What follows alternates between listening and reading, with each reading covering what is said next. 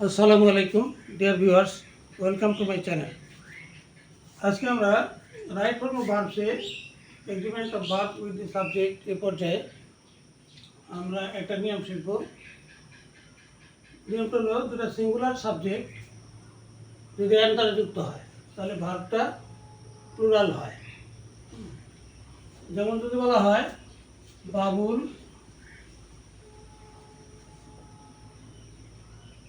Babul and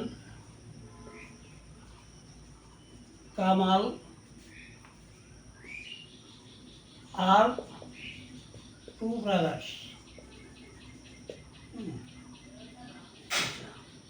এখানে দেখা যাচ্ছে যে বাবুল আর কামাল অ্যান্ড কনজাংশন দ্বারা যুক্ত হয়েছে দুটা সিঙ্গুলার সাবজেক্ট, যার জন্য আমরা এখানে আর লিখছি। এই দুটা সিঙ্গুলার সাবজেক্ট হওয়ার জন্য ভার্বটা প্লুরাল হলো। এটা রাইট ফর্ম অফ ভার্বসে এরকম লেখা থাকতে পারে বাবুল অ্যান্ড কামাল। এটা ব্র্যাকেটের মধ্যে থাকতে পারে, উপরে বক্সের মধ্যে থাকতে পারে।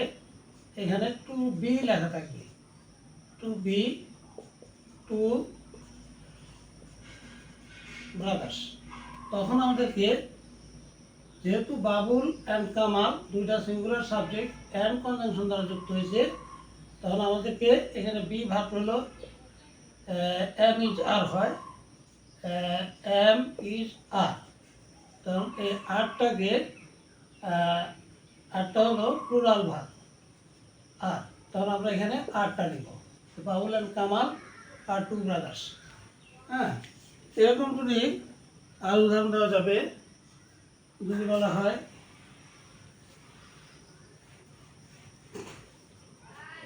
he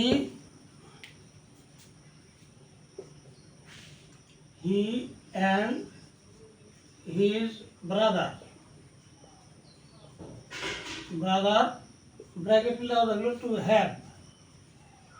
have come.